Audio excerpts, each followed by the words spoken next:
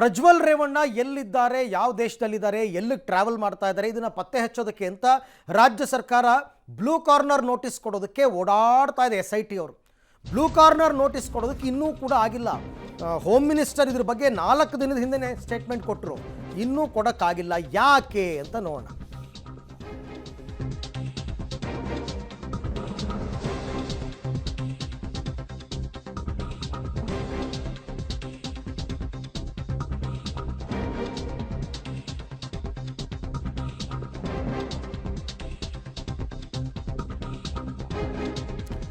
ಪ್ರಜ್ವಲ್ ರೇವಣ್ಣ ವಿರುದ್ಧ blue corner notice ವಿಚಾರಕ್ಕೆ ಸಂಬಂಧಪಟ್ಟಂತೆ ಬ್ಲೂ ಕಾರ್ನರ್ ನೋಟಿಸ್ ಕೊಡೋದಕ್ಕೆ SIT ಅವರು ಓಡಾಡ್ತಾ ಇದ್ದಾರೆ.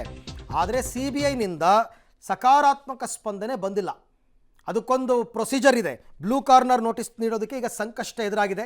SIT ಜೊತೆ CM ಸಿದ್ದರಾಮಯ್ಯ ಏನೋ ಚರ್ಚೆ ಮಾಡ್ತಾರಂತೆ. ಬಳಿಕ ಕೇಂದ್ರ ಸರ್ಕಾರಕ್ಕೆ ಪತ್ರ ಬರೆಯುವ ಸಾಧ್ಯತೆ ಇದೆ. ಬ್ಲೂ ಕಾರ್ನರ್ ಜಾರಿಗೂ ಮುನ್ನವೇ ಬರ್ತಾರಾ ಪ್ರಜ್ವಲ್ ಅಂತಕ್ಕಂಥದ್ದು. ಅದು ಬಂದರೆ ಓಕೆ, ಬಟ್ ಬರಲಿಲ್ಲ ಅಂತಂದ್ರೆ ಏನು ನೋಡಿ. ಬ್ಲೂ ಕಾರ್ನರ್ ನೋಟಿಸ್ ಅಂತಂದರೆ ಏನು? ಸುಮಾರು 7 ರೀತಿಯ ನೋಟಿಸ್ಗಳಿದೆ, 7 ಬಣ್ಣದ ನೋಟಿಸ್ಗಳಿದೆ.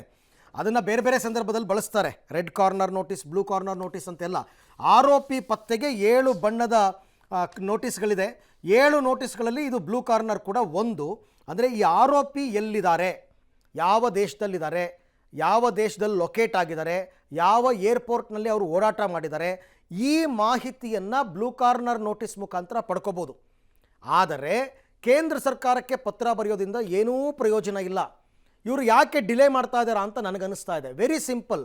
ಹೈಕೋರ್ಟ್ಗೆ ಒಂದು ಮನವಿಯನ್ನು ಮಾಡಿಕೊಂಡು ರಾಜ್ಯ ಸರ್ಕಾರ, ಹಿಂಗಿದೆ ಪ್ರಕರಣದ ಸೀರಿಯಸ್ನೆಸ್ ಹೀಗಿದೆ, ದಯವಿಟ್ಟು ನೀವು CBIಗೆ ಒಂದು ಡೈರೆಕ್ಷನ್ಸ್ ಕೊಡಿ ಅಂತಂದರೆ ಹೈಕೋರ್ಟಿಂದ CBIಗೆ ಡೈರೆಕ್ಷನ್ಸ್ ಹೋಗುತ್ತೆ.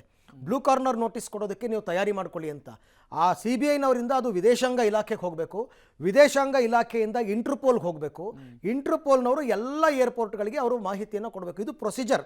ಮೊನ್ನೆ ಅಣ್ಣಾಮಲೈ ಅವರು ಮಾತನಾಡ್ತಾ ಹೇಳ್ತಿದ್ರು, ಹೆಂಗೆ ಬ್ಲೂ ಕಾರ್ನರ್ ನೋಟಿಸ್ ಕೊಡೋದು, ಹೆಂಗೆ ಅರೆಸ್ಟ್ ಮಾಡೋದು ಅಂತಂದ್ಬಿಟ್ಟು. ಹಾಗಾಗಿ ರಾಜಕೀಯ ಪ್ರೇರಿತವಾಗದೆ ಪ್ರಾಮಾಣಿಕವಾಗಿ ಈ ಕೆಲಸ ಆದರೆ ಖಂಡಿತ ಪ್ರಜ್ವಲ್ ರೇವಣ್ಣನ ಪತ್ತೆ ಹಚ್ಚತಕ್ಕಂಥದ್ದು ಸುಲಭ. ಆ ಕೆಲಸ ಆಗ್ತಿಲ್ಲ. ಬಟ್ CBIನವರು ಕೂಡ ಏನೋ ಸಹಕಾರ ಕೊಡ್ತಿಲ್ಲ ಅಂತ ಸದ್ಯಕ್ಕೆ ಇರೋ ಮಾಹಿತಿ. ಈ ಬಗ್ಗೆ ಮತ್ತಷ್ಟು ಮಾಹಿತಿ ನನ್ನ ಕೊಲೀಗ್ ಮುರಳೀಧರ್ ಅವರಿಂದ ಪಡ್ಕೊಳ್ಳೋಣ. ಮುರಳಿ, ಈಗ ಬ್ಲೂ ಕಾರ್ನರ್ ನೋಟಿಸ್ ಇಶ್ಯೂ ಮಾಡೋದಕ್ಕೆ ಈಗ ಆಗ್ತಾ ಇರತಕ್ಕಂಥ ಟೆಕ್ನಿಕಲ್ ಇಶ್ಯೂ ಏನು? ಕಟ್ಟಾಗಿದೆ ಸರ್. ಓಕೆ, ನನಗೆ ಸಂಪರ್ಕ ಸಾಧ್ಯ ಆಗಿಲ್ಲ.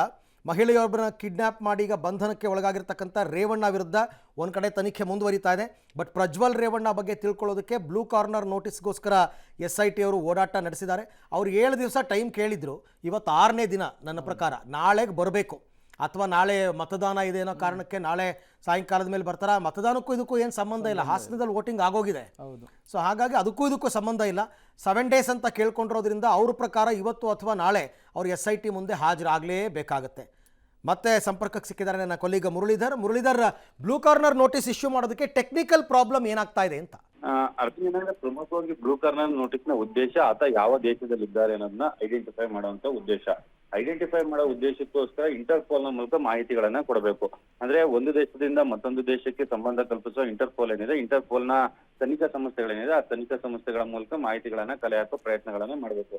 ಆದ್ರೆ ಆ ರೀತಿಯ ಕನೆಕ್ಟ್ ಅನ್ನ ಮಾಡ್ಕೊಳ್ಳೋದಕ್ಕೆ ಪ್ರಮುಖವಾಗಿ ನಮ್ಮ ದೇಶದಲ್ಲಿರುವಂತಹ ತನಿಖಾ ಸಂಸ್ಥೆ ಸಿಬಿಐ ನ ಜೊತೆಯ ಒಡಂಬಡಿಕೆಯ ಬಗ್ಗೆ ಒಂದಷ್ಟು ವ್ಯತ್ಯಾಸಗಳು ಈ ಮೇಲ್ನೋಟಕ್ಕೆ ಕಾಣ್ತಾ ಇರುವಂತದ್ದು. ಯಾಕಂದ್ರೆ SIT DG ಅವರ ಮೂಲಕ ಒಂದು ಪತ್ರವನ್ನ CBI ಮುಖ್ಯಸ್ಥರಿಗೆ ಬರ್ತಿರುವಂತದ್ದು. CBI ಮುಖ್ಯಸ್ಥರು ಅದಕ್ಕೆ ರೆಸ್ಪಾಂಡ್ ಅನ್ನ ಮಾಡಿ ಇಂಟರ್ಪೋಲ್ಗೆ ಮಾಹಿತಿಯನ್ನ ಕೊಡಬೇಕು. ಆದ್ರೆ ಇದುವರೆಗೂ ಕೂಡ ಪತ್ರ ವ್ಯವಹಾರದ ತನಕ ಮಾತ್ರ ನಿಂತಿದೆ. ಅವರಿಂದ ಯಾವುದೇ ರೀತಿಯ ರಿಯಾಕ್ಷನ್ಗಳು ಕೂಡ ಸ್ಪಷ್ಟವಾಗಿ ಬರ್ತಾ ಇಲ್ಲ. ಅಂದ್ರೆ MHA ಕೇಂದ್ರ ಗೃಹ ಇಲಾಖೆ ಏನಿದೆ, ಕೇಂದ್ರ ಗೃಹ ಇಲಾಖೆ ಇದರಲ್ಲಿ ಇನ್ವಾಲ್ವ್ಮೆಂಟ್ ಇರುತ್ತೆ. ಅದ್ರ ಬಗ್ಗೆ ಮಾಹಿತಿಗಳನ್ನ ಕಲೆ ಹಾಕುವಂಥದ್ದು ಮತ್ತೆ ಅದ್ರ ಬಗ್ಗೆ ಮಾಹಿತಿಗಳನ್ನ ತಿಳಿಸುವಂತ ಪ್ರಯತ್ನಗಳನ್ನ ಮಾಡುವಂಥದ್ದು.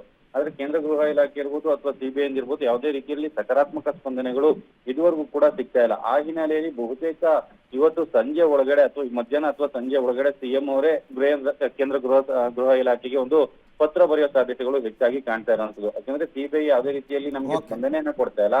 ಈತ ನಾಪತ್ತೆಯಾಗಿರುವಂತ ಆರೋಪಿಯನ್ನ ಪತ್ತೆ ಮಾಡ್ಲಿಕ್ಕೆ ನೀವು ಸಹಾಯವನ್ನು ಕೋರ್ಬೇಕು ಅಂತೇಳಿ ಪತ್ರ ಬರೆಯೋ ಸಾಧ್ಯತೆಗಳು ಹೆಚ್ಚಾಗಿ ಕಾಣ್ತಾ ಇರುವಂತದ್ದು. Thank you.